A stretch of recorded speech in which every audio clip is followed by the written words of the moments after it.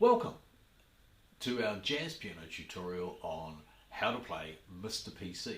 Mr. PC was recorded in 1959, in the spring of 1959, by John Coltrane, famous saxophone player, and it was a tribute to his bass player, Paul Chambers, Mr. PC. Great tune, you'll love it. It's also an exciting C blues to play, C minor blues. We will be doing the tune, then the changes. When we talk about the changes, we'll also spend some time talking about walking bass, which is new, but you'll love that. It's exciting and it's great to use in fast tunes. Then we'll do some arrangement discussion on how you're going to arrange a tune and do a talk and play out. Do hope you enjoy. Let's get into it. Oh, B. That's what happens when you bump the stand. Okay. Mr. PC, an awesome tune by John Coltrane. We are picking this because it's a C blues. C minor blues, or A minor blues, more importantly. Now, we're going to do the head first, and we're going to have a little think about this head. If you have a look at the start, you'll see that it's... That's the way it's written. And if you're a saxophone player, that's fine, because it's double tonguing. Da-da-da-da-da-da-da-da. Works fine. On the piano, sounds pretty naff. So what we do is we keep the swing on that front line, on that front bar, and we just drop the second quaver to get the flavour, the light speed of Mr. PC. Mr. PC is an up tune.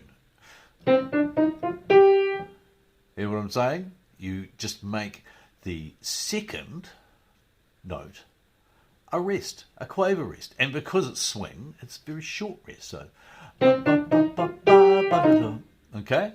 So now, we're going to play it through, just that first thing, and that first four of the blues.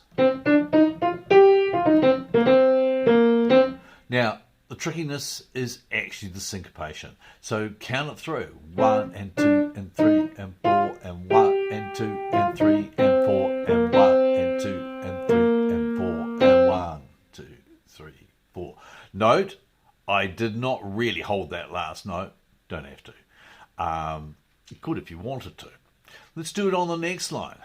Same thing. We're not going to double tongue it. We are just going to play rests on the second quaver and count it. 1 and 2 and 3 and 4 and 1 and 2 and 3 and 4 and 1 and 2 and 3 and 4 and 1 and 2. Not bad, eh? Keep it slow to start with. I'll play you a quick version in a minute. Now, we're going to get into this part of the tune. We're almost into the last 4 bars. Comes off beat 3. Pretty sensible until it's such... Oh, sensible. Crazy word, really. But in some ways, as far as counting is concerned, it's a little trickier because we have a quaver rest right on the beginning of the bar. The next bar, the first bar of the last 4, if you will. So you've got this 1 and 2 and 3 and 4 and 1 and 2 and 3. Try that again. 1 and 2 and 3 and 4 and 1 and 2 and 3 and 4 and 1 and 2 and 3 and 4. 1 and 2 and 3 and 4 and 1 and 2 and 3, 4. That's the best one to copy for you to learn. The trickiness is the quaver rest at the beginning of bar 9 and bar 10. So let's go from the last 2 beats of bar 8. 3 and 4 and 1 and 2 and 3 and 4 and 1 and 2 and 3 and 4 and 1 and 2 and 3 and 4 and 1, 2, 3, 4. Okay, that's your head. Now, do it like I just did there. Lots of slow stuff counting, and 1 and 2, leave that second quaver out. You want to get real flash on it, you can spend forever trying this. But even when I get that right, it doesn't sound good. Go for what sounds good. 1 and 2. Okay, so let's hear it fairly quickly, right hand. 1, 2, 3. 1.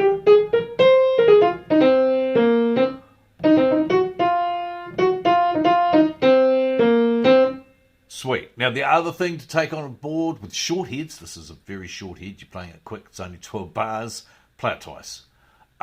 So as your audience hear it and they know where you're coming from.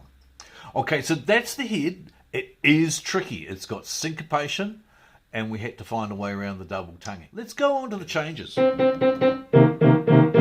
Now, the changes in a quick tune, although you can get real flash with this stuff. You could do changes that's like that, and this for the F minor, and like the C minor to the B flat. Well, I would never get flash on that, really.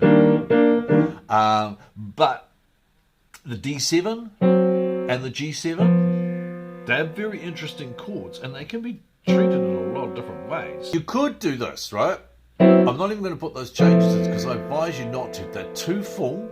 Later on, I will teach you those rootless voicings, full rootless voicings. But it's something that's moving so quick. You look at it. They've only got a beat or two to really achieve that harmony. And tritones, which is what we're using here, is perfect. We're using the 3rd and the 7th of the D7 and the 3rd and 7th of the G7.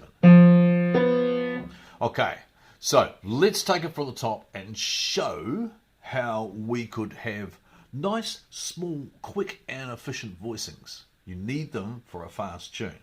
So for our C minor 7, let's start off with the root on the bottom. So I'm pretty sure I've shown you these types of voicings before. Quite happy to show again. 1, flat 3, 7, C minor 7. Notice no 5. So ba ba ba ba ba da da da ba ba.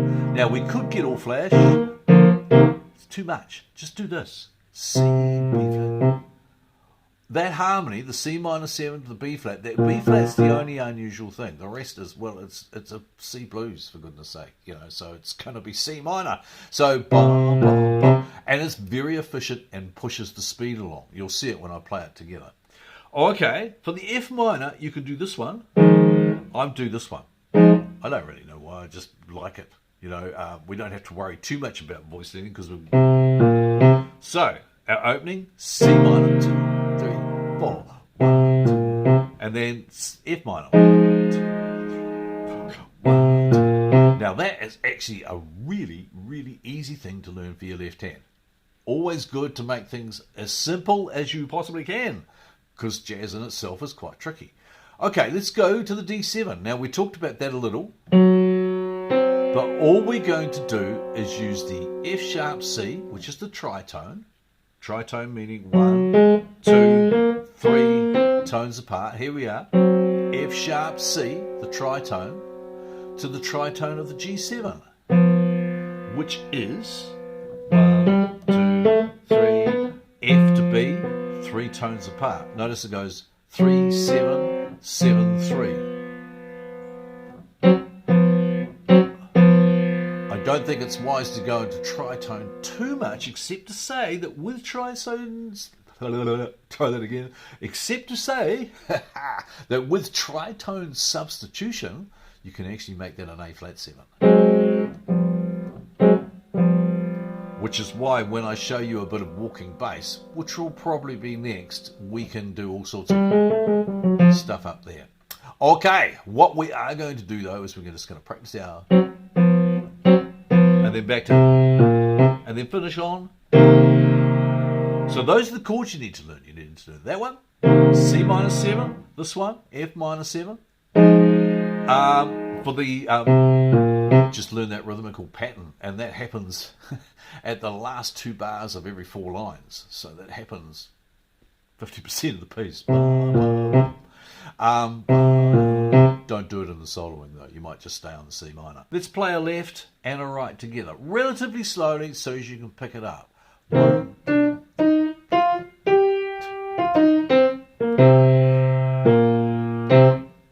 off to here.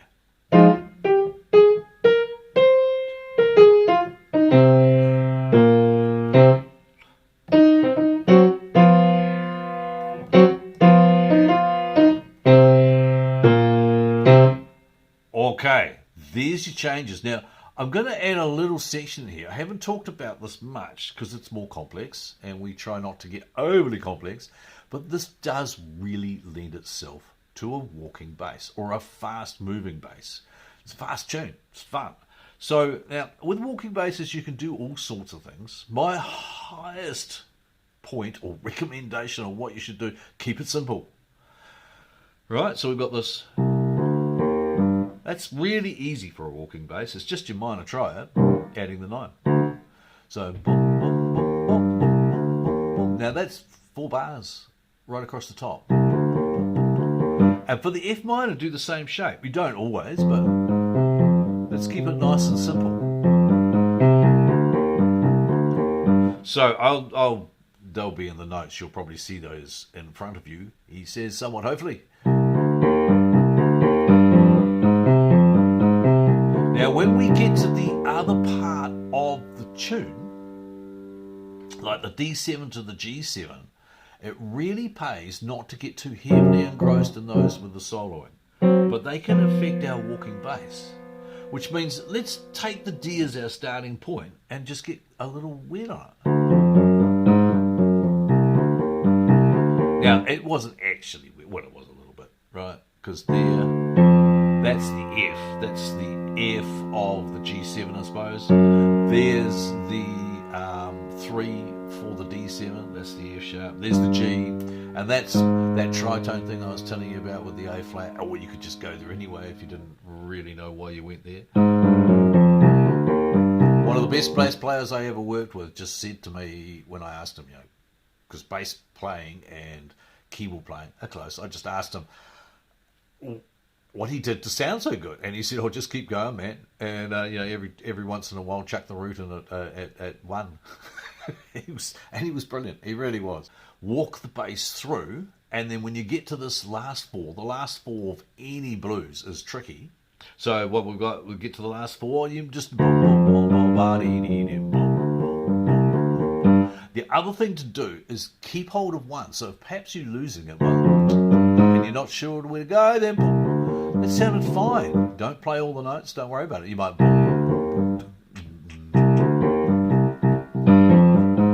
Just keep the pattern in mind. And let yourself rummage through those notes. It's all right to play different notes. Remember Victor Wooten? The interesting notes are the wrong ones. Okay, so that's a little bit more to add into what you're learning. You have now the head, the changes, and a soloing tool that's in the left hand for a change, and it is walking bass. Now, you might not always want to do that. I have found that walking bass constantly can get as boring as anything else. So if you drop in and out of it, it can be very exciting. So we need some little changes. Now, we've got this one for the C minor 7. Now, when you're soloing, right, don't worry about just stay, or you can if you want, but it's not important. It's important to get the harmony down, so you might just keep the C minor 7 there for 4 bars, the F minor 7 like that, for instance. There's another voicing, I'll put that up there. You can take that instead of that, because good voice leading leads nicely into each other. And if you've been doing some of my 2-5-1 work, you will notice that these are just 2-5-1 chords from the safety net voicings. So back to the C minor 7. And then on the last 4, we've got this. If you do that, whether you're soloing or someone else is soloing, you're going to lock them down. And they may not necessarily want that. I suggest something far simpler. You could do this and just use the G7.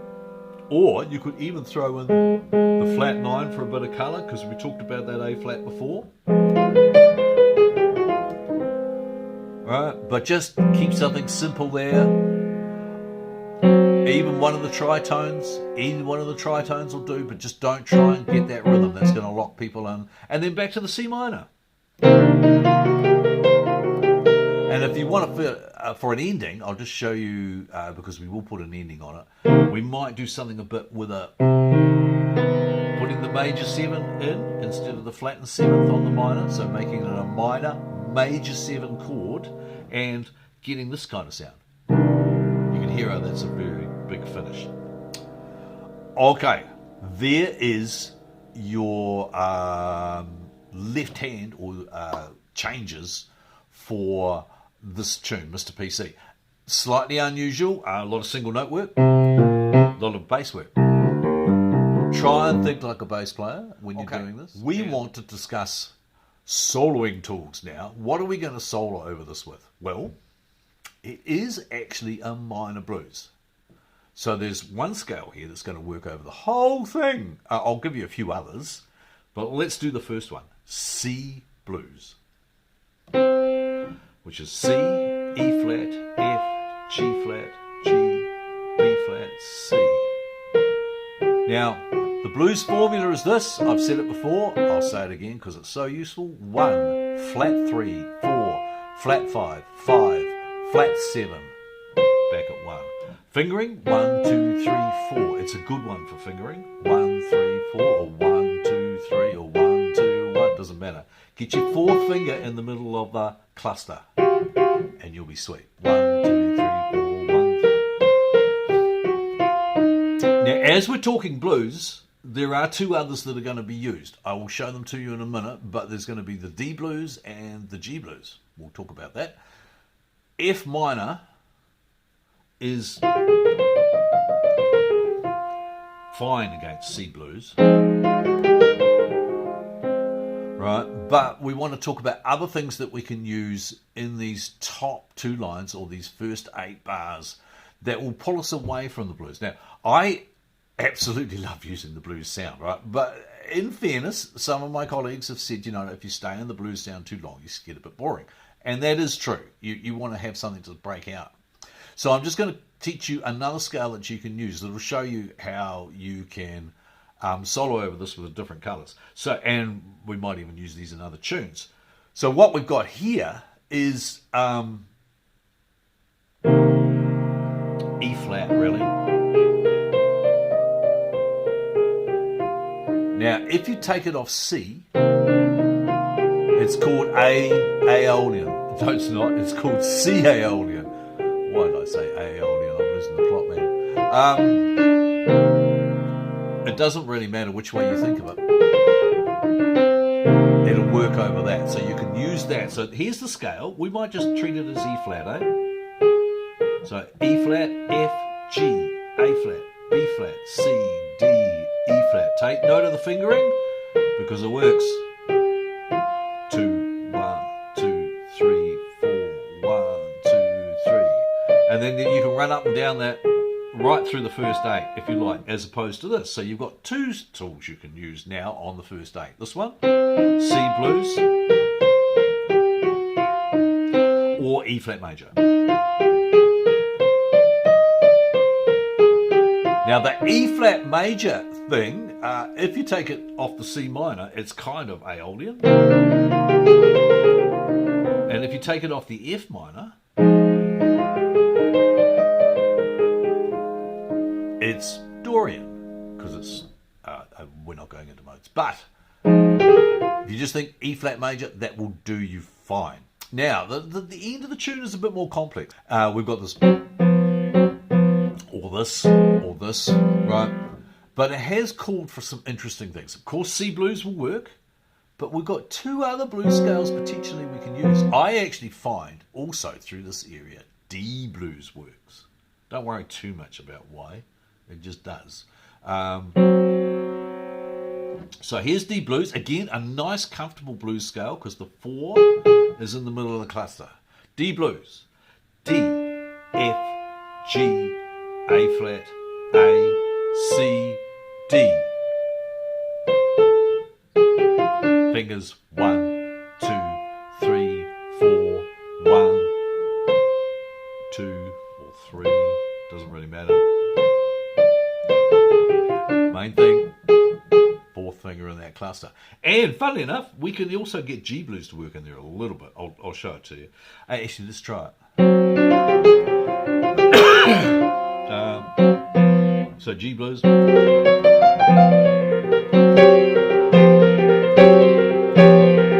I tend to use the G blues in there a little bit more because it's further away from the home, and therefore creates more tension. So I will show you the G blues. Seriously, if you just want to use C blues over the whole thing, totally cool with me. Here we go. Here's the G blues. Notes are G, B flat, C, D flat, D, F, G. And you'll notice that the fingering was the same too. 1, 2, 3, 4, 1, 2 or 3, and then on. Okay. Now, formula once more. 1, flat 3, 4, flat 5, 5, flat 7. You can pick up any blues scale off that. So we've got all those scales that we can use. You might not get up to the G blues as much, but as I say, it creates more tension. And I really like the D blues against it. Just a personal preference. There's your soloing tools, your changes, and your head. We want to think arrangement now. How are we going to arrange this tune? Well, yeah, it really depends on your situation, but let's do an arrangement for today. Like if you're in a band, get some input. Who wants to do the solos first? Don't do all your solos in the same order, and don't all solo on the tune. Some step out, some do. That way you can highlight people. When you're playing by yourself, of course, you want a bit of a plan, and don't worry if it goes out the window. So we're actually going to leap straight into this. I'm not going to do an introduction. Mr. PC is quite a cool tune, and to just leap in, quite exciting. So that's fine. No worry about an introduction. Now, as I said before, play the head twice. Otherwise, it's too short. And you do want to come back to this head too. Okay, and the other thing that you want to do with your arrangement is have a little bit of difference. Now, we've got a walking bass, and we've got changes. Now, I suggest that we might do the second pass of the head with the walking bass. If you find this difficult, don't. Just do it the second pass of the head without the walking bass. And then perhaps walk into a solo with some walking bass, but not for long. 2 choruses max. After all, we are just dealing 12 bars, so 2 choruses is only 24 bars. But you will find at the end of 24 bars, that's been plenty. Then what we'll do is we will try some changes against them, which we've taught you. And we could slow the pace down. We might, for this one, just slow the pace down. And then when we go to here, now this is the time when we're going to make our arrangement different from the chart. This part, this just G7. We could stay there for a long time, and I'm going to stay there as long as I feel like it. You could stay there just some extra bars, like you might push it out to 8 bars. Only do this if you're by yourself or if you've warmed the band. And if you are in a band, you're going to have to make a decision about how long you're going to keep that going, or do the traditional nod the head when you're coming back in. Solo over there a lot. Now that is a good chance to explore your different blues scales, because, you know, have a listen. Here's G blues against it, and here's D blues against it, and of course C blues against it. And of course I deliberately play wrong notes at times just to make it a little bit, and yeah, I know that sounds a bit of a cop-out, but sometimes it's cool just to hit anything random. One of my favourite guitarists does that sometimes at the end of his solos, and I just love it. He just loses the plot completely and starts playing really weird stuff. And the energy is amazing. So, okay, so there's our plan. Have I finished? No, I haven't, have I? Because we've been soloing there. Now we're going to, I think we'll come back into the head with and probably only do it once to finish. So what are we going to do in the end? And do that again. And then that very final chord, just a big octave. There's your C minor 7, right? But we've made it a major 7. Okay. There's our arrangement plan. Now what we'll do is we'll do a talk and play. I find these quite challenging and quite fun. And in fairness to all of you, there will be some random stuff. So we're good. 3, 4.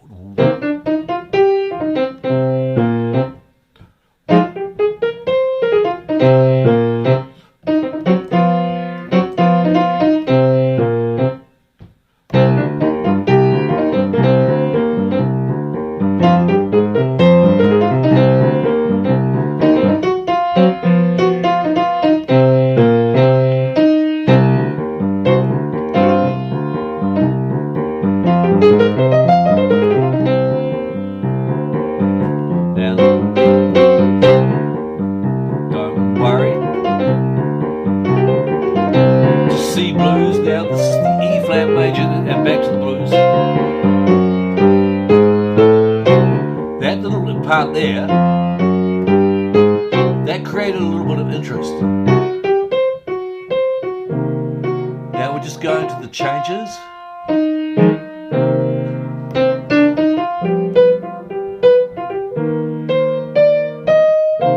Changes still, top of the head, staying in the.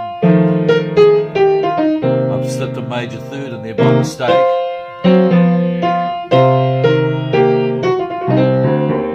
Now the walking bass sounds good because it's fresh, and then that weird thing I was telling you about doing with the right, sorry, doing with the left, just letting it do its thing.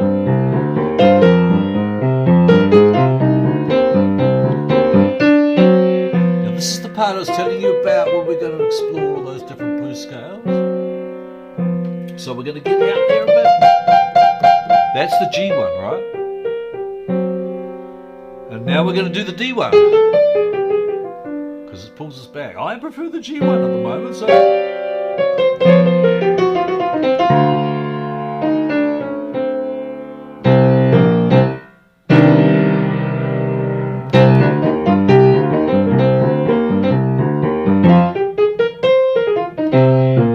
And this classic ending, coming back to the 4 bars again.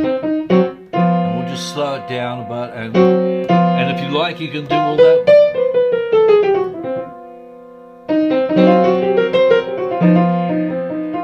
Whichever was your favourite of those scales, and you I do like that at the end to say I'm finished, and I'll roll off. Okay, there is a version of Mr. PC.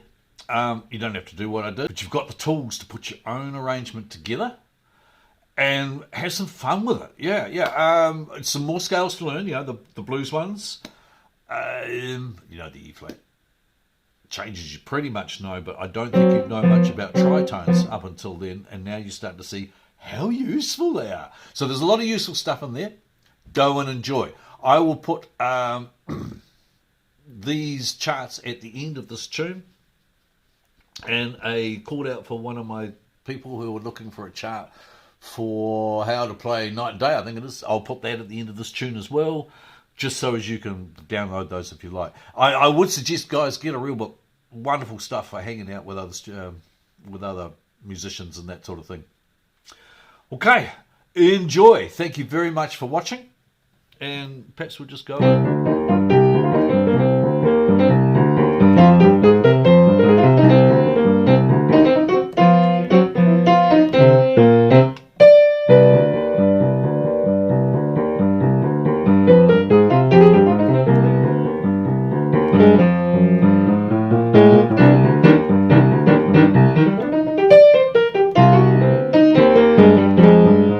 Oh, that's the other thing to keep in mind. If you lose one, don't worry, just keep going forward. Okay, I think we've got something there. Let us leave you with all that. Bye, guys.